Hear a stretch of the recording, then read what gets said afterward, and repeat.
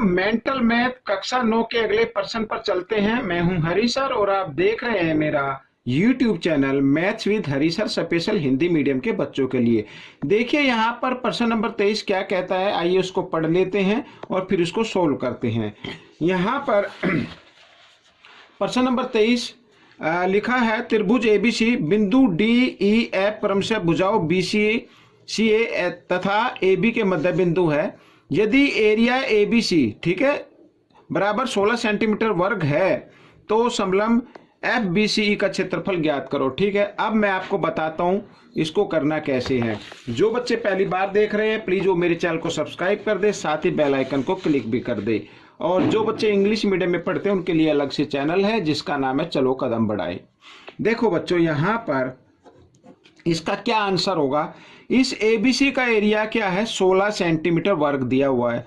तो यहाँ पर ये मध्य बिंदु है, ये भी मध्य बिंदु है, इधर ई एफ और डी, ये मध्य बिंदु से जो आकृति बनी है वो एक छोटा ट्रायंगल बन गया डी ई एफ। ठीक है, तो इस तरीके का अगर कोई भी क्वेश्चन आता है तो ये यहाँ पर ये जो चार त्रिभुज बने हैं एक छोटे छोटे ए एफ ई और डी ई एफ यहाँ पर और एफ बी डी और इधर ये सी ई डी, तो 1 2 3 4 इस तरीके से। तो ये चार बराबर त्रिभुज में बट गया है और इसका जो एरिया होगा एक किसी भी इसका एफ ई सी डी का। ठीक है, तो देखो एक भाग इधर रह गया और 3 भाग इधर आ गए, यानी टोटल हो गए 4। अगर हम 16 को 4 से भाग कर दे तो एक त्रिभुज का क्षेत्रफल आ रहा है 4 सेंटीमीटर वर्ग। अब इस समलंब चतुर्भुज में 3 त्रिभुज दिए हुए हैं तो इसमें जो क्षेत्रफल आएगा 4, इसका 4 और 4 12, तो 12 इसका आंसर होगा। आप टिक मार्क कर सकते हैं अगर आपके एग्जाम में आता है और ऑप्शन दिए होते हैं, लेकिन आएगा कैसे, आइए करना शुरू करते हैं। देखो बच्चों यहाँ पर तो अब मैं जो आपको बताने वाला हूँ, आपने 9th क्लास में मिड पॉइंट थ्योरम भी की होगी, नहीं किए तो उसको भी मैं एक्सप्लेन कर दूंगा। देखो यहाँ पर बिंदु एफ व ये वाला ले लेते हैं ई,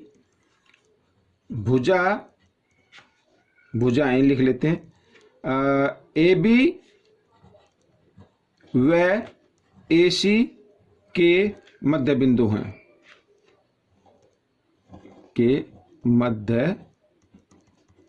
हैं, इस तरीके से। ठीक है, मध्य बिंदु है।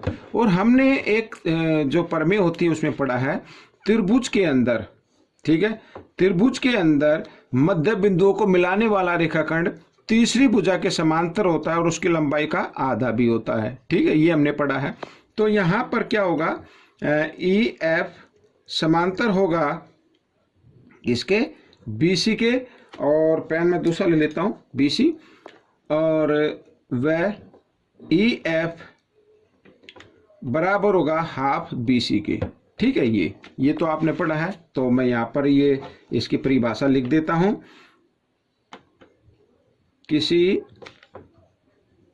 ये उनके लिए है जो थोड़े से वीक हैं बच्चे। किसी त्रिभुज में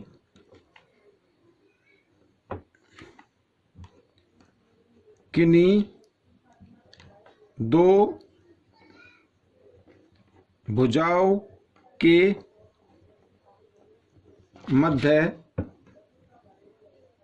बिंदु को मिलाने वाला रेखाखंड, यहां पर लिख लेते हैं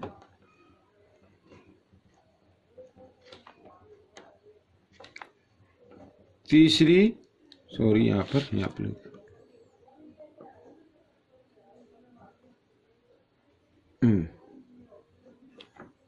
भुजा के समांतर होता है, वह उसकी लंबाई का आधा होता है।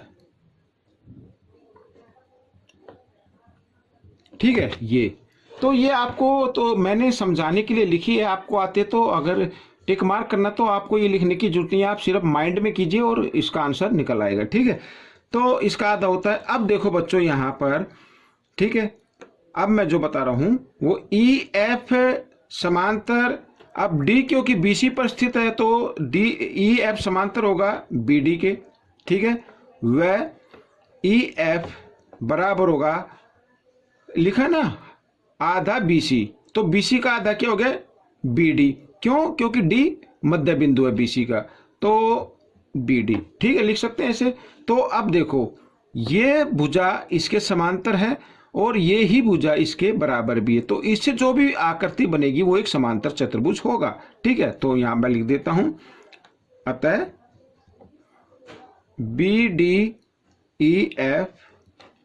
एक समांतर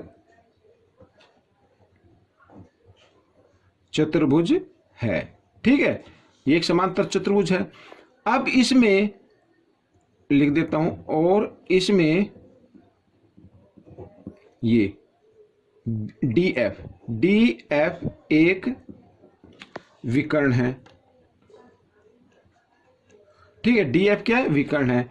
तो यहां पर क्षेत्रफल त्रिभुज ये वाला BDF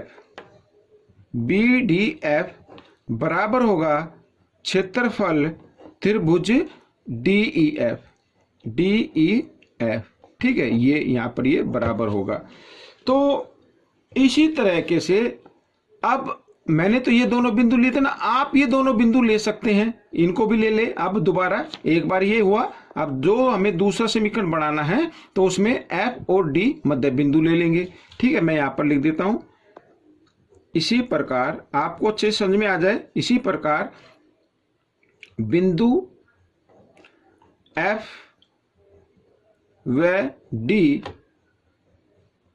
भुजाएं AB व BC के मध्य बिंदु हैं। ठीक है, ये मध्य बिंदु आ गए, समझ में आ गया। तो ये मध्य बिंदु यहां पर जो तीसरी रेखा है इसके क्या होगा? समांतर होगा और इसकी लंबाई का आधा होगा। समझ में आया? तो यहां पर मैं लिख देता हूं DF समांतर होगा किसके? AC के, या DF समांतर होगा क्योंकि E इसी पर है तो हम लिख सकते हैं CE के। ठीक है, और यहां पर समांतर तो लिख दिया मैंने, तो DF बराबर होगा आधा AC के, या DF बराबर होगा CE के। ठीक है ना, क्योंकि मध्य बिंदु दिया हुआ है। तो अब इनसे देखो ये आकृति बन गई त्रिभुज DCEF। ठीक है, कौन सी बन गई? DCEF। तो यहां पर लिख देते हैं, अतः DCEF एक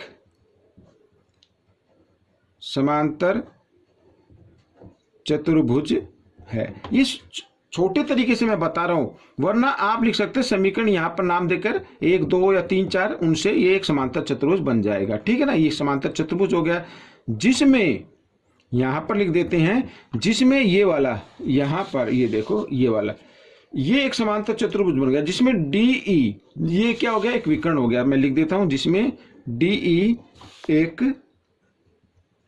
विकर्ण है। ठीक है, तो इसमें भी क्या होगा? क्षेत्रफल। अब देखो यहां पर मैं आपको बताता हूं, ये एक विकर्ण हो गया, तो क्षेत्रफल DEF बराबर होगा क्षेत्रफल CED, या DCE भी बोल सकते हैं। ठीक है, मैं लिख देता हूं, त्रिभुज DEF बराबर होगा क्षेत्रफल त्रिभुज यहां पर DCE। ठीक है, समझ में आ गया? ये आ गया 2।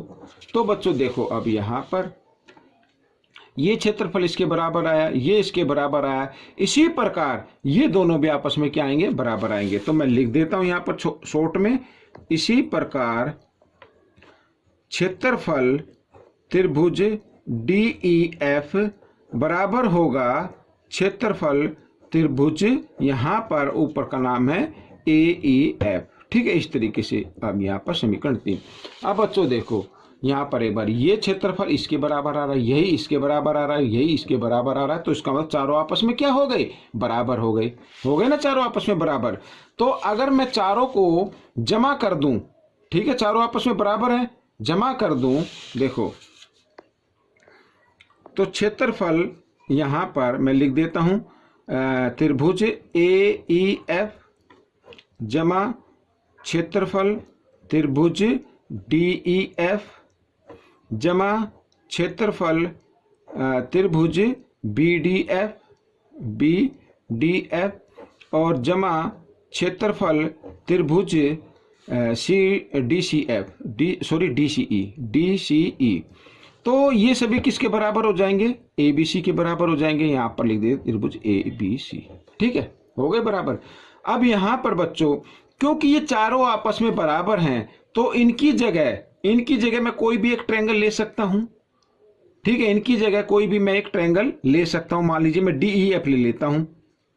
ये DEF हो गया, ये भी DEF, ये DEF, ये भी DEF। तो चारों आपस में बराबर हैं तो हम लिख सकते हैं बच्चों यहाँ पर 4 क्षेत्रफल त्रिभुज DEF लिख सकते हैं ऐसे। तो बराबर, और ये क्षेत्रफल त्रिभुज ABC का क्षेत्रफल इसमें दिया हुआ है 16 सेंटीमीटर वर्ग। तो इसको आप काट दीजिए। अब 4 इधर गुणा में है, इधर आकर ये भाग में हो जाएगा। ठीक है, तो 4 से मैं इसको काट देता हूं। इधर 4 एकम 4, 4 चौक 16। तो DEF का क्षेत्रफल क्या आ गया? 4 सेंटीमीटर वर्ग आ गया। अब हमें क्या निकालना है? अब उसको देख लेते हैं। हमें निकालना है जो समलंब चतुर्भुज है यहाँ पर FBCE का। अब इसमें कितने त्रिभुज लगते हैं? 1 2 3। ये 4 है तो ये भी 4 है, ये भी 4 है। ठीक है ना? तो आइए मैं इसको इस पे करके दिखाता हूं। यहां पर देखो, ध्यान से देखना। हमें जो निकालना है वो निकालना है क्षेत्रफल समलंब चतुर्भुज, और इसका नाम है बच्चों यहाँ पर FBCE। और इसमें ये किसके बराबर आ रहा है? ये आ रहा है क्षेत्रफल त्रिभुज यहाँ पर BDF और जमा, ठीक है, क्षेत्रफल त्रिभुज DEF, ठीक है, और जमा क्षेत्रफल त्रिभुज, इसका नाम है DCE। ठीक है, इस तरीके से इनके बराबर आ गया। ये देखिए एक बार फिर हमें ये निकालना है। तो इसमें BDF लिखा है, DEF है और DCE है। तो 3 त्रिभुज हो गए ना। तो तीनों क्या हैं? बराबर हैं, ये आपस में चारों बराबर है। तो एक की माप कितनी आई थी? ये देखिए, मैं शॉर्ट में थोड़ा कर देता हूँ ताकि वीडियो ज़्यादा लंबी ना बने, लेकिन आप स्किप ना कीजिए और इसको पूरा देखें।